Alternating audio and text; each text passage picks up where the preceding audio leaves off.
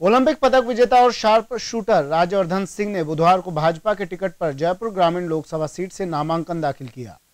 इस दौरान उनकी धर्मपत्नी और कई भाजपा नेता भी मौजूद थे। नामांकन दाखिल करने के बाद भाजपा प्रत्याशी ने कहा कि जिस प्रकार उन्होंने खेल और युद्ध के मैदान में जीत हासिल की है, उसी इच्छा शक्ति से वे राजनीति में लोगों के लिए काम करने आए हैं।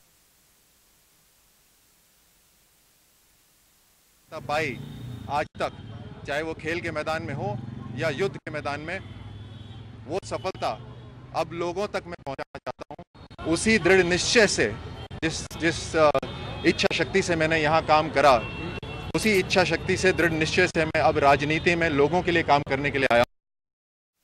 भाजपा के लोकसभा प्रत्याशी कर्नल राज्यवर्धन सिंह राठौर की सभा में राजपाल सिंह, मोहनलाल गुप्ता, राव राजेंद्र सिंह, फूलचंद भिंडा, लोकेंद्र सिंह कालवी और अशोक परनामी सहित कई भाजपा नेता भी मौजूद थे।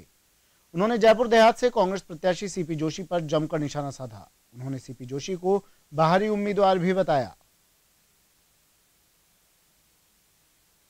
कोई दिखाएगा तो सीपी जोशी आपको दिखाएगा, क्योंकि सीपी जोशी जी ने भीलवाड़ा की जनता के साथ विश्वासघात किया। भीलवाड़ा की जनता ने उनको पिछली बार वहां से सांसद चुनकर के भेजा, केंद्र में मंत्री भी बने, परंतु 5 वर्षों तक भीलवाड़ा की जनता की उन्होंने सुध नहीं ली। 5 वर्षों तक भीलवाड़ा में नहीं गए और अंत में अभी भीलवाड़ा की जनता के बीच में गए और उनसे कहा कि मैं आप लोगों से माफी मांगता हूं। वोट फॉर इंडिया, हिंदुस्तान के लिए। और जब चुनाव में हम गए तो हमने कहा स्वराज लाना चाहते हैं। ये स्वराज क्या होता है?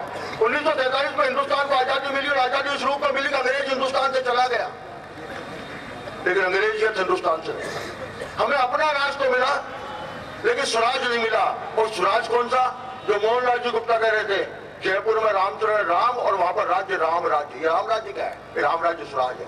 जनदेहिक देविक भौतिक तापा, राम राज्य में कामन व्यापा। इस तुलसीदास का राम राज्य लाना पड़ा था, तो रामचंद्र को ना यादव जीतेगा, राज्यवर्धन वहां से जीतेगा और मोदी के नेतृत्व में हिंदुस्तान को, तकदीर को बदल के हिंदुस्तान।